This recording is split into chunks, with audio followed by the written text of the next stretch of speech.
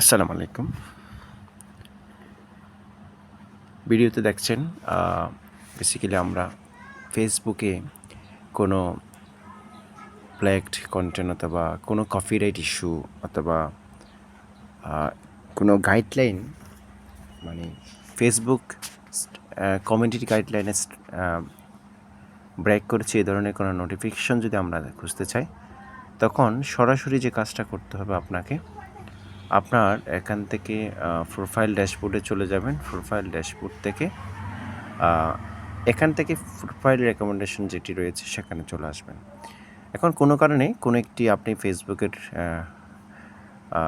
কোনো ভায়োলেশন অথবা কোনো একটা কন্টেন্ট আপনি শেয়ার করেছেন, সেই কন্টেন্টের উপর কেউ না কেউ এটাতে রিপোর্ট করেছে, এই ধরনের বিষয়টা দেখার জন্য যে কাজটা করতে হবে, রেকমেন্ডেবলে গিয়ে ফ্ল্যাগড কন্টেন্ট নামে যে অপশনটি আছে সেখান থেকে আপনি ম্যানেজড কন্টেন্ট, অলরেডি আমার এখানে দেখা আছে লেখা পেজ হ্যাজ নো ভায়োলেশনে, তবে কিন্তু আমরা যে কন্টেন্টগুলো এখানে শেয়ার করেছি সেই কন্টেন্টে কোনো ধরনের ইস্যু থাকতে পারে।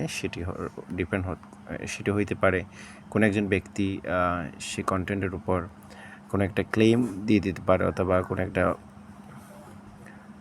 সে রিপোর্ট মারতে পারে। তো সেটা আপনি যেভাবে সমাধান করবেন, যেহেতু আমার এখানে এটা গ্রিন সিগন্যাল নাই, তাহলে আমি ম্যানেজ কন্টেন্টে চলে যাচ্ছি। ম্যানেজ কন্টেন্ট থেকে দুভাবে কাজ করা যায়, সেটি হচ্ছে হোয়াট ইউ ক্যান ডু।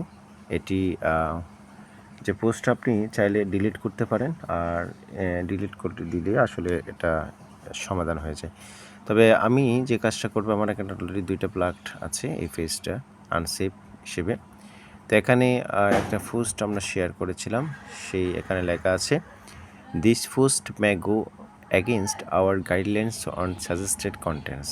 তো এই জন্য এখানে তাদের রুলসের বাইরে গিয়েছে, এ ধরনের একটা সে আমাকে একটা দিল, নোটিফিকেশান দিল।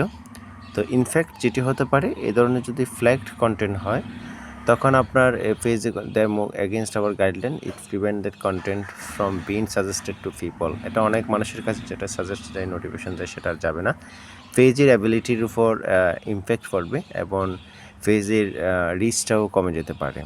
তো it won't get your face take down, এটা হইতে পারে পেজ ডাউন হইতে পারে, এবং বিভিন্ন গ্রুপ প্রোফাইল যেগুলো ম্যানেজ করি সেগুলো তো ডাউন হয়ে যেতে পারে।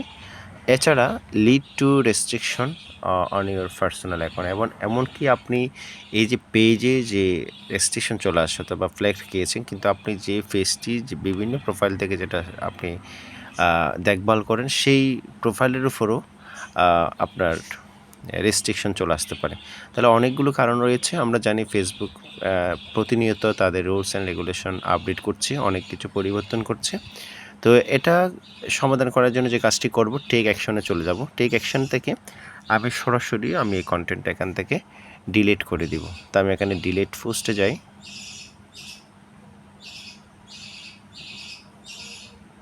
ওকে, এটা অলরেডি ডিলিট হয়ে গেল।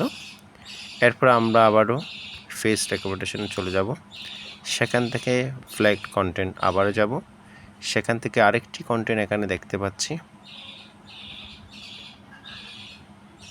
ক্রিয়েটেড এ পোস্ট।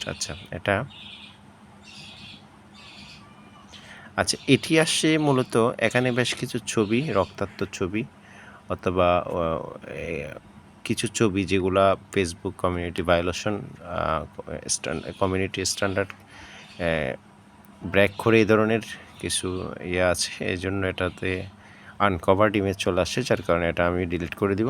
Delete post.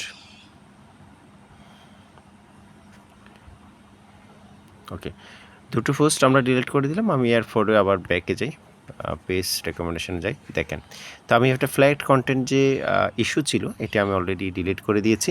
তো আপনাদের ফেসবুক পেজে যদি এ ধরনের ফ্ল্যাগড বিষয়টি থাকে, তাহলে আপনারা এভাবে ডিলিট করে দিতে পারেন। তাহলে আপনার পেজ রেকমেন্ডেশন যদি থাকে, তখন আপনার পেজটি মনিটাইজেশন পাওয়ার জন্য, তো পেজের রিচ বাড়ানোর জন্য, পেজটি ঠিকঠাক মতো রাখার জন্য, সেফ রাখার জন্য, তাহলে এটি হচ্ছে মেইন কাজ।